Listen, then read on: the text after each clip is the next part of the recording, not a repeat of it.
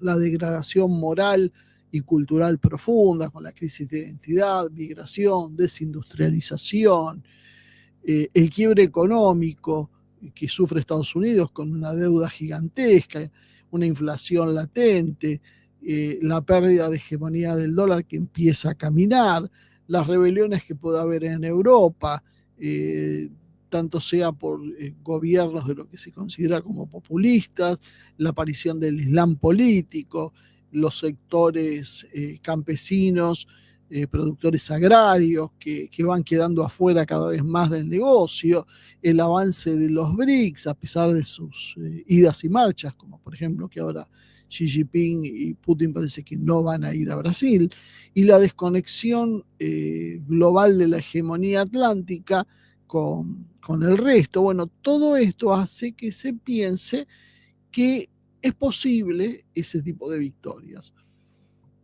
Putin juega a que el tiempo favorezca a Rusia, Xi Jinping a China, como hizo Estados Unidos con Reagan, con la Unión Soviética, pero esta vez al revés.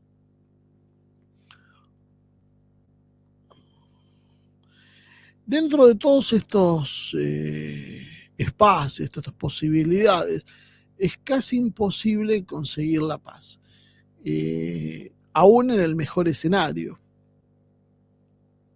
porque parecería que no hay espacio para una paz negociada, y eso es lo que más a uno le preocupa, ¿no? Hay una guerra prolongada de resistencia sistemática, una lucha espiritual, cultural y económica, y lo más que podemos esperar, con suerte, es una especie de empate estratégico, como sucede con las dos Coreas, Corea del Norte y Corea del Sur, donde hay un armisticio, donde nadie fue vencido ni aniquilado, pero tampoco nadie ha ganado. Ese es el delicado equilibrio que podemos tener en la mejor de las hipótesis.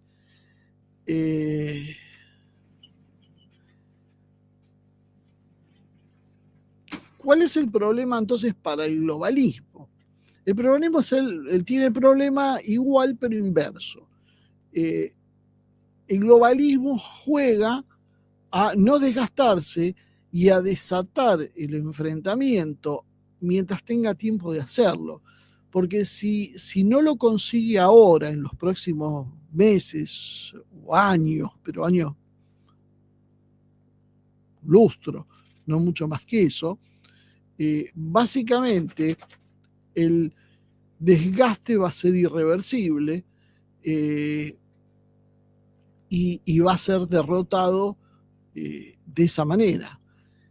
Por lo tanto, es necesario aumentar el caos global. Y fíjense cómo desde la aparición en escena de Trump en el 2016 hasta ahora, se ha venido acelerando los conflictos de Ucrania, Gaza, Irán, Taiwán, no solo por Trump, esto viene de la mano precisamente con lo que está consiguiendo Rusia y China. Entonces, básicamente lo que está haciendo Occidente es tratando de forzar a Rusia, China e Irán para que cometan un error, disparen primero y les den pie para la represalia nuclear y meter el mundo en una guerra nuclear, que ese es el objetivo final. Lo que se busca no es la paz en realidad, sino el pretexto perfecto para justificar un exterminio global aparentado, cubierto de una hipótesis de legítima defensa.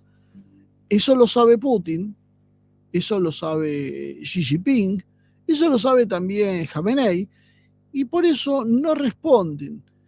Putin podría haber utilizado muchas veces sus armas nucleares, ha soportado ataques en el interior de Rusia y presiones por no responder, y no ha apelado a responder las provocaciones directas, de la misma manera que China también lo ha hecho, y ahora Irán mismo otra vez tiene la actitud negociadora.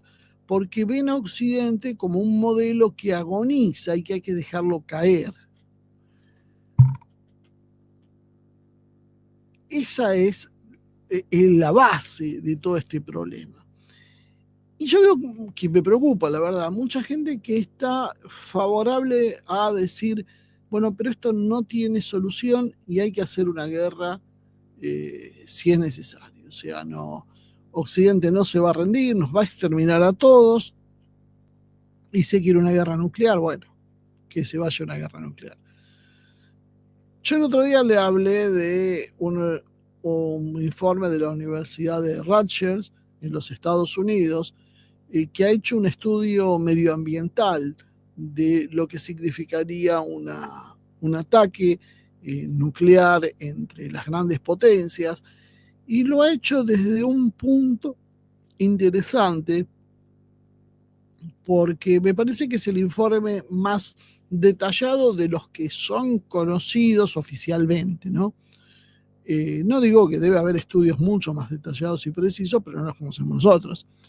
Lo que dijo la universidad, que dividió primero en un estudio que se llama Nature Food, de agosto del 2022, 6 escenarios diferentes, 5 nucleares focalizados, regionales, y uno que es uno a escala planetaria, pero total. El que nos interesa, bueno, obviamente es el peor de los escenarios, es entre Estados Unidos, Rusia, y que va a involucrar a todo el resto de las potencias nucleares. Eso significa que luego del intercambio nuclear, lo que va a haber, está analizando desde el punto de vista medioambiental, una reducción en la producción de calorías que va a durar al menos 3 o 4 años, de aproximadamente el 90% de la producción total. O sea, se va a producir un décimo de lo que se produce hoy.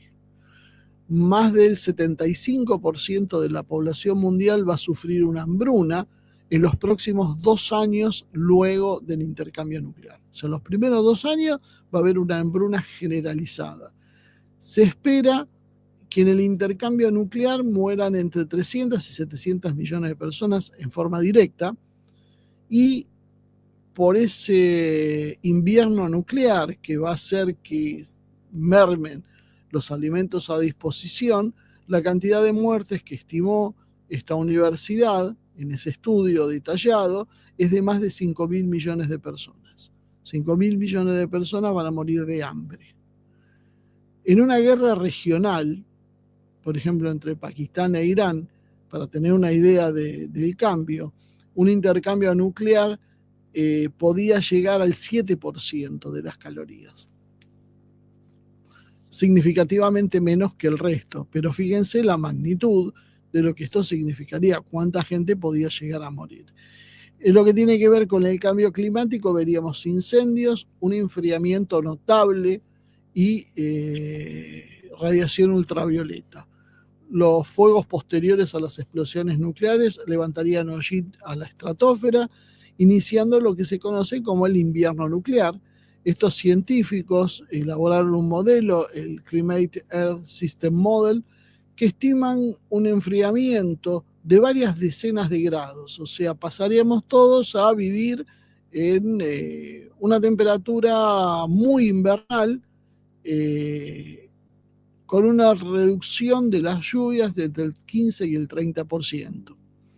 Además, se reduciría un 75% del ozono estratosférico y se elevaría la radiación ultravioleta, así que vayan comprando protectores solares por lo menos por 15 años más. O sea, fíjense igual que los periodos son relativamente cortos. Lo que lo diferencia con lo que en general popularmente se cree es se va a contaminar, va a haber radiación en el mundo y por cientos de miles de años no se va a poder habitar. No, no es así. Y esto es la parte buena y mala a la vez. Lo que esto va a producir es otra cosa. Esto lo que va a producir es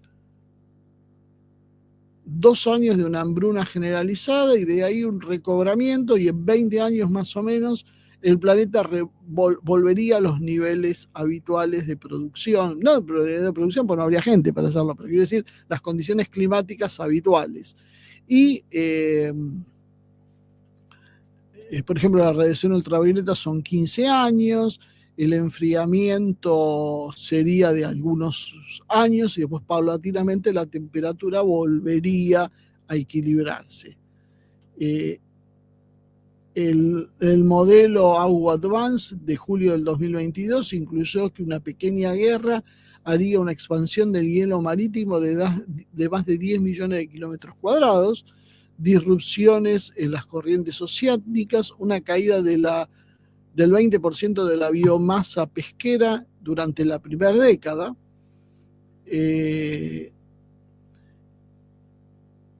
Y estas investigaciones dice que confirman los hallazgos de los años 80 sobre el llamado invierno nuclear.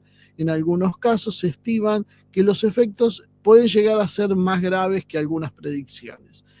Pero yo vuelvo a insistir, los efectos son gravísimos, pero no son eternos. Y esta es la clave de por qué el globalismo lo puede hacer.